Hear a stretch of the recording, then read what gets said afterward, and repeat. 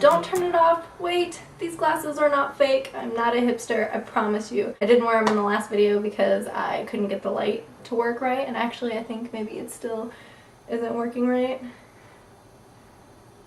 I think maybe you can see the glare. I wear these glasses all the time. I actually have 2 pairs of glasses. I wear these most of the time, and I wear these when I want to look like David Tennant, which is, let's face it, pretty much all the time. Let's talk about writing. These are my journals. Most of these have really embarrassing things that I would probably not ever want to read to you. This was the first journal, not the very first journal, but one of the first journals I ever had. But it's got lots of great stuff in here. This entire page is written in silver. Very last line of this journal, it says, "So this is it. All my first crushes and everything of my life from age 11 to age 15. All I can say now is, voila."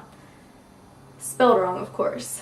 But it actually says, spelled wrong, of course. My very first journal, everyone. Thank you. This is every paper that I've written just from high school. I keep my college papers in another box with all of my notes in case I ever need them again. This is one of several poetry chapbooks that I completed as part of some poetry classes I took at the University of Cincinnati. This is one of my favorites, but it's definitely not the one with the best poetry because the stuff in here is really not that great. I am going to talk about writing today, and I just wanted to show I really have been writing forever. I know that that's not everybody's thing, but I think writing is really, really helpful. You don't have to show anybody, you don't have to publish it, you don't have to tell anyone that you even did it, but I just think it's good to write your thoughts down. It really helps. Basically, I just want to talk about how do you write creatively? How do you take all of those awesome ideas that you have in your head and somehow make it into a presentable prose or poetry or anything? Today we're going to talk about all the things that you need to make that happen. So first of all, you're going to have to get your supplies together, and then we're going to take a little trip to one of my favorite places to write creatively, Sycamore Park. Okay, first of all, you're going to need some supplies. For example, since we're going outside, you're going to need a blanket. Also, you're going to need a journal. You'll need some pens and some highlighters. It's been a while. I haven't been able to go to the park yet because it's been raining every single day that I've tried to go. It's already getting dark now because it's already almost 7 o'clock, so hopefully this works out and I don't get too darkened out, too darked out, rained out, darked out.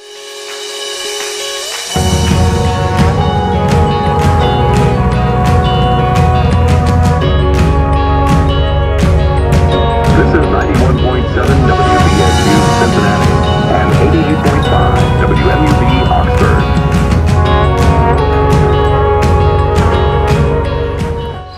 Alright, walking along the trail, it's already getting really dark. You can see the moon out already, for goodness sakes.